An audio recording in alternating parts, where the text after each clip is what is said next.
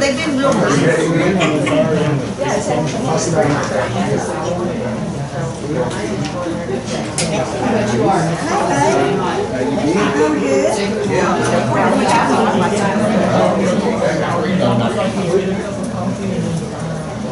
Let's go ahead and get started. This clock back here is a little bit slow. Wish everybody stand. We'll call the meeting to order according to my work a little bit after. We'll say 7 o'clock. Do a roll call. Just a minute. Jerry Farrell. Here. Pierce. Here. Peter Martin. Here. Here. Daniel Moore. Daniel Moore. And I'm here. All right. Let's have a pledge of allegiance to our flag. I pledge allegiance to the flag of the United States of America and to the republic for which it stands, one nation, under God, indivisible, with liberty and justice for all. Now the Texas flag. Honor the Texas flag. I pledge allegiance to thee, Texas, One state, under God, one and indivisible. May be seated. Everybody sign up. I'm sorry. We definitely need that. Let's stand up again. Neil Preacher for that. Sorry about that. Danny, you want to leave? Heavenly Father, thank you so much for this day you've given us, Lord. And thank you for letting us all be here tonight, Heavenly Father. And Lord, we just pray as we go through this meeting, Lord, you'll give us wisdom, you'll give us guidance, Lord, each and every one of us here. Not only the council, but the ones in the audience as well, Father. And just pray that you go with us and bring us back another day, Father. In Jesus' name we pray. Amen. Amen.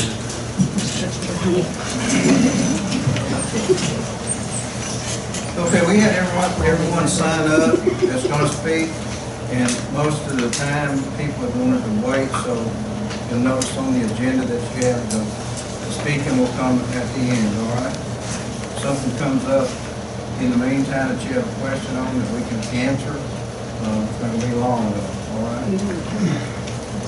All right, first we have our minutes of our last meeting, and it's quite lengthy. What the council read over it. I make a motion that discussion on it. Well, I tried to read through it, just got them tonight, but I don't want to make a motion on these until we have time to read over this 9 pages. Okay. I make a motion to just table it and make a motion to table it.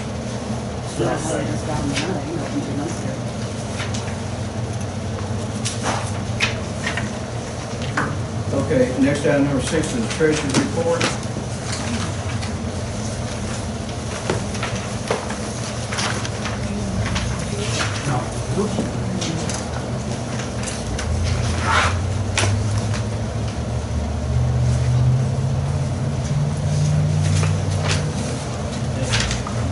Any discussion on it? I got a question on the Houston Community newspaper.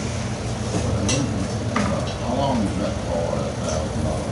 I think it was for two times it was in the paper, plus there was 2 different ads that were put in the paper. And the bill, that's not just a one-time deal, there's several different ads that were put in. I was going to say, because that's the prices that it runs, seems like the email. Yeah, no, that was the multiples that went in. It was the ones on the past council put on the ones for the election. Oh, just yeah, it was just city business that had to go in there. The ordinances have to go in there. Oh, yeah. It was a combination of things. I'll make a motion we accept. Second.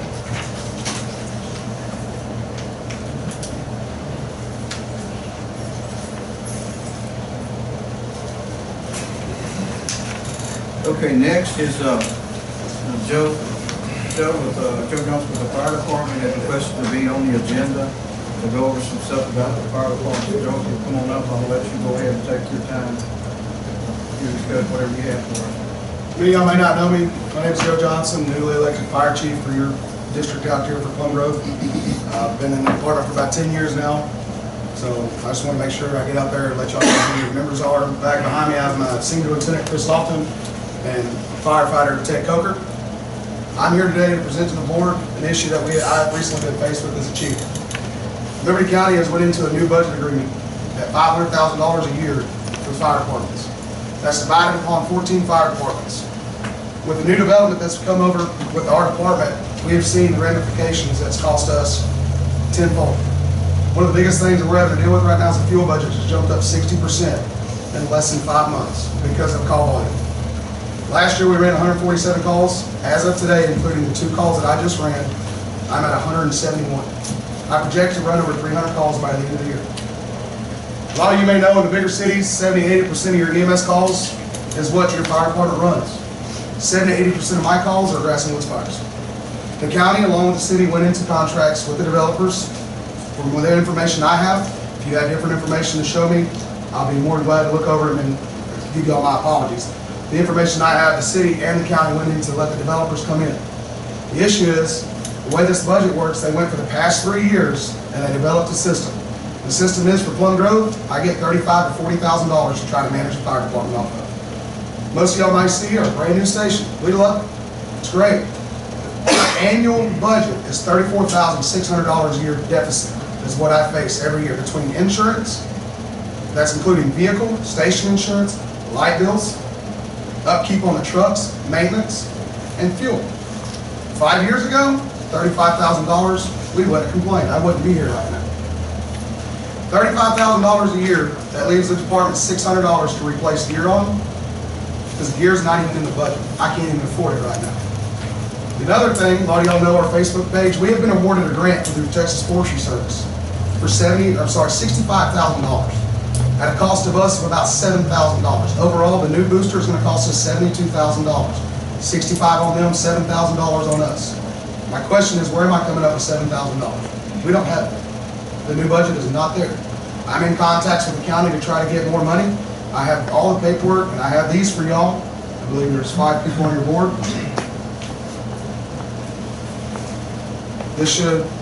This goes from 2011 to 2016. I could go further, but I was not over the reports up until 2011. March 2011, I took over the report system. I can document for every call we ran. As you can see, on that yearly average, we went up 10 to 15%, from $27,000 to $33,000 to $37,000 last year. This year, I've already requested $40,000, right at $40,000 back from the county. And I have 4 months left, not including August. So August, that's 5 months. I have left to request. Last month I requested $6,000 from them. So you can see the budget they're giving me, I can't run off of it. My truck maintenance, as you'll tell in that diagram that I gave you or the report, my booster truck, my brush/rescue truck, I used to change the oil on it once a year at a cost of $200 for the department. I've changed it twice this year, and I'll be changing it again probably mid-October. I'm proposing to go in contract with the city for an annual budget of $6,000 a year. With a $6,000 budget a year, that's a $500 a month donation to the PLUM department. That will cover my fuel expense. That fuel expense coverage allows me to go out and buy my members, who right now are not in NFPA approved gear. So everybody knows, in NFPA 1971, firefighters need to be in structural gear that has been approved by UIL and NFPA within the past 10 years. I believe my lieutenant's gear is 2003, it's 13 years old. I don't even have gear. My gear I borrow from my full-time job on a contract that if I mess it up, I pay $3,000 back to my full-time job. The young man right here is the only one that has the newest set of gear. He got lucky because he's really short. So we just happened to find a set. His is 2006. December of this year, I will only have one other member that is an NFPA approved gear. I apply through everything feasible that I can do. I've got more grants than people probably would even know that exist. I'm about 30% off. Some of y'all may know, a few years back we got approved for an air pack grant. We have NFPA air pack grants, but with NFPA regulations and being in accordance with them cost us money. As of this month, in the middle of the month, August 22nd, I will be spending around $1,800 to stay in NFPA compliance. They have to come out and test my air packs. That's for 5 air packs. Your call volume, the needs of the department, this is right now. In 5 to 10 years, mark my word, Plum Grove will have a duty crew that is paid because of the development that is going on right now. The only issue is, if we keep going the way we are, with the finances we have, with the amount of calls that we're running with no repercussions, and it is out in the new subdivision, but it's also in older subdivisions. We see it on both sides, okay? There's no repercussions. I cannot, by the state of Texas, go out and write somebody a ticket. I'm not a fire investigator. I'm not a fire marshal. I'm just an old fire chief that's certified, and I work in Montgomery County full-time. I come out here and I do this for free. They do that for free. Just everybody knows, this entire department, every member does not get a penny back. We all do it for free. And we love to do it. That's why we're here. That's why I'm here in front of y'all. Because I've been around these guys for a long time. They deserve better. The community deserves better. And the city can help us out. Any questions? As y'all go through that, I'm here to answer y'all's questions. I will answer some of the community's questions as well. Joe, real quick, you said you have a deficit every year? Right, so October 1st, the way I do my budget, and it's not the same as every other chief, but I've been through plenty of budgeting classes. I've got a lot of mentors that I talk to. I spent 3 hours on the phone with my mentor yesterday, how to present this. But I'm sorry, I'm straight up redneck. I don't know how to politically correct anything, guys. $34,000 as of October 1st, I have negative in my account. That is my bills going out. That is between insurance, fuel, and my budget. So how are you still operating? I'm just curious. How do we operate? Yeah. It hasn't happened in a while, but I can attest myself. We had a solar one that cost $180 on rescue. The one that's on there right now came off my debit card. Your department runs very carefully. And now, since I've taken over as chief, we have spent a large amount of money. But these guys deserve the proper tools to be working with, and I will take the chances, even if it comes out of my own pocket, to make sure they're safe. Sometimes we can't afford it. Right now, we're looking at a booster that we're probably not going to be able to afford unless our bank comes through with an approved loan. I've never had to ask for a loan before. I don't even know how to do it. My wife's got to help me out on it. I don't do banking, my wife does. So that's how our budget is right now. Our station cost is around $20,000 a year between insurance, that includes vehicles, station insurance, and equipment cost in the station, electrical bill, internet bill, all that bills. And we have to have internet because I have to report to members every day. So, yes, sir. Do you have opportunity to appeal the budget amount the county has allotted to you based on the fact of all the new development? I'm in that process with appeals, but I can almost guarantee about 90% I'm going to get shot down. The issue being is, believe it or not, the subdivision's been coming in since 2011, correct? Call volume has not been there until now. For some reason, until this year. And like I said, I stand at 171 calls. Last year I ran 147. I'm 34 calls above. That's August 8th. Is that appeal just with the commissioner court? No, we don't go through the commissioner court. We directly, I deal with what is called the Liberty County Firefighters Association.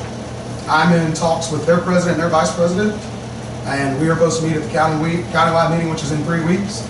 But I can assure you and put you at ease. The last 3 years, the county used to budget $300,000 a year for 14 fire departments.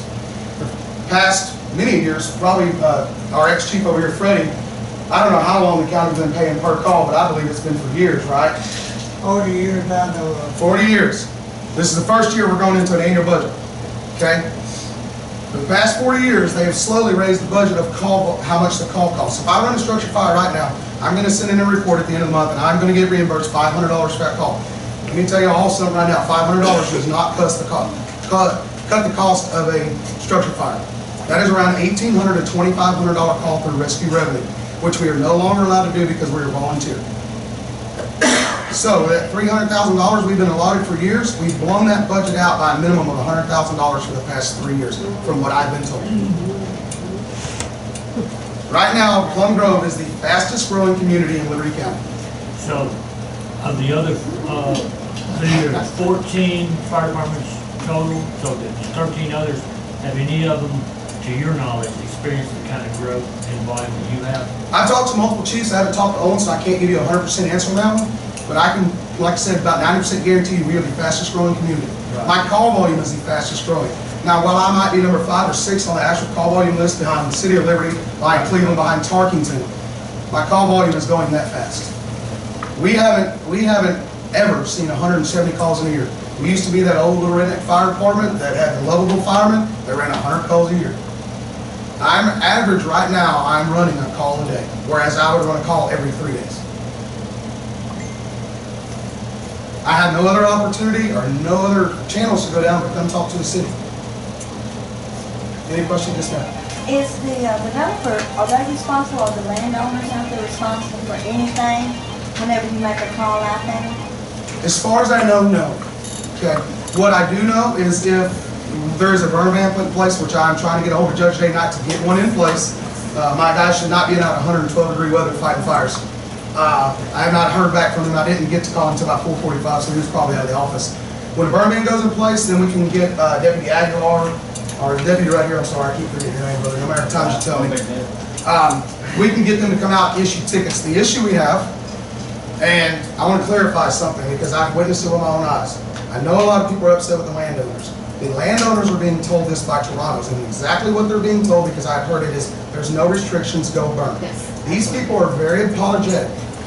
Today, on my fire that I had today, which was about an acre, I had all 3 of the family, the adult males, help me pull hose. Because they had already spent about 2 hours on the fire previous. I showed up on the second one. I was fresh. They were beat.